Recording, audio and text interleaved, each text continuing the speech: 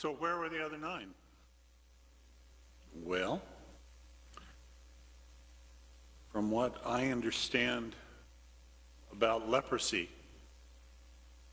how scary a disease it was, how lonely a disease it could be, because you were automatically seen as an outcast, as a threat to everyone else, and you had to be isolated, you had to be quarantined. The other 9, might have been celebrating. I think we would have.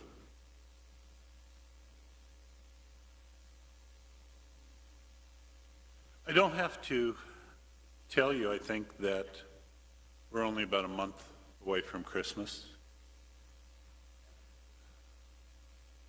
I don't have to tell you because everything else has been telling you that.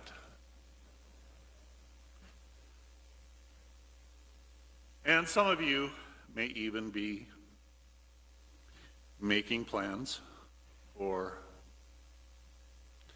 later on this afternoon or early tomorrow morning.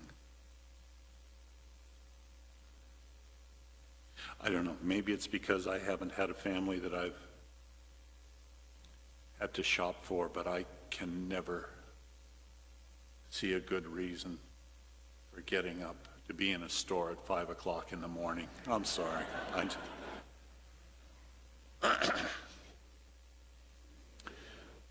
But we're doing that. And in a month, between the gifts that you get for each other, the gifts that Santa brings,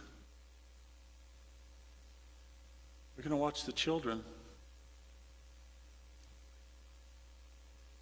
And they open something up. And they're either so excited about it that all they want to do is run off and play with it now. Or, especially if they got clothes,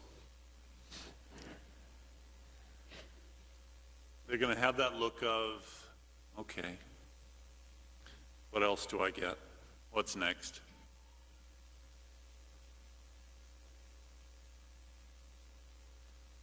So I wouldn't be surprised if the other 9 were grateful in their own ways, but they just didn't recognize who it was that had cured them. They didn't recognize Christ truly present as God. And so even though they didn't return to thank Jesus, we don't know that they didn't thank God in whatever way.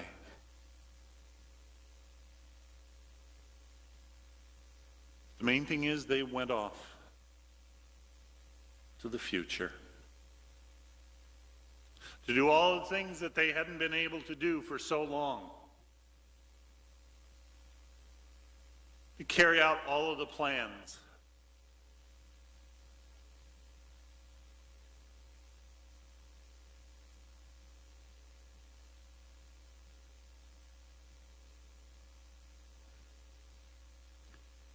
I really do have a problem with the concept of Black Friday and Cyber Monday and all that we're turning it into. Not because I'm anti-capitalism. I won't say anything. But just being grateful means you are present to your reality right now. You are aware of who you are Who is with you? The good that is in your life.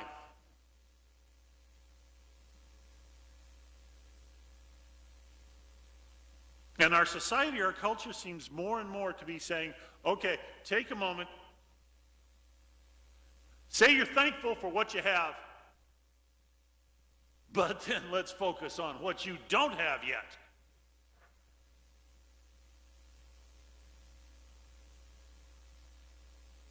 It's time to move on.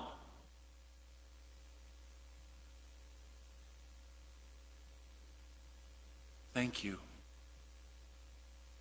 Not just a few words. As I said at the beginning,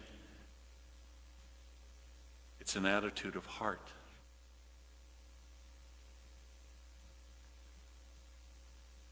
One of my favorite reflections.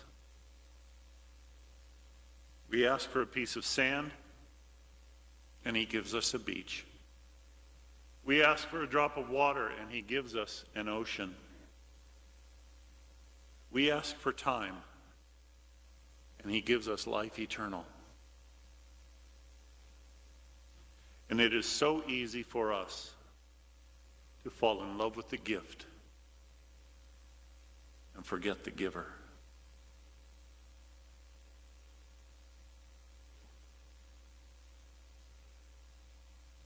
Today, maybe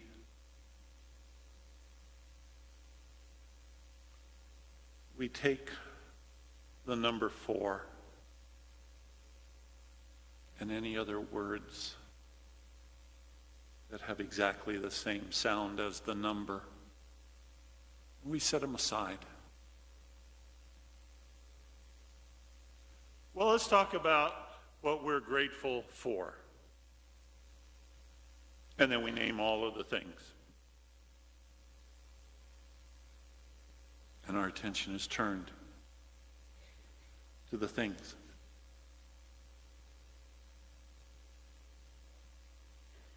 It's kind of like, very often, I've seen it where in a group you'll have Catholics gathered and one of them will be asked to offer a prayer.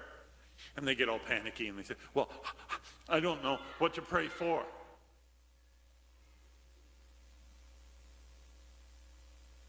Why does it always have to be for? Why not just prayer? Just connecting to God.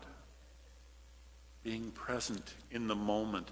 Not having to have a long list of things that are blessings, but they turn our attention away from blessers. Today, I am just going to be grateful.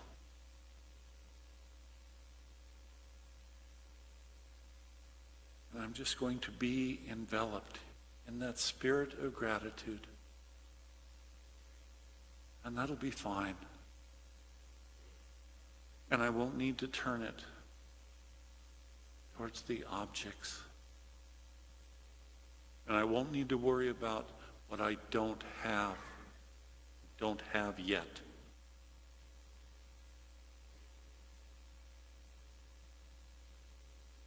That attitude of gratitude, that spirit of appreciation,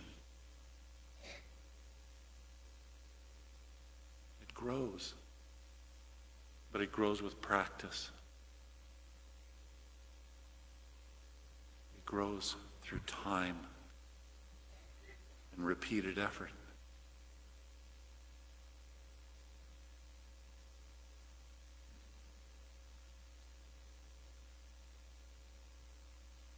Gratitude is so important. One of my favorite quotes by a 20th century spiritual writer said simply, if the only prayer you ever say is thank you, that will be enough.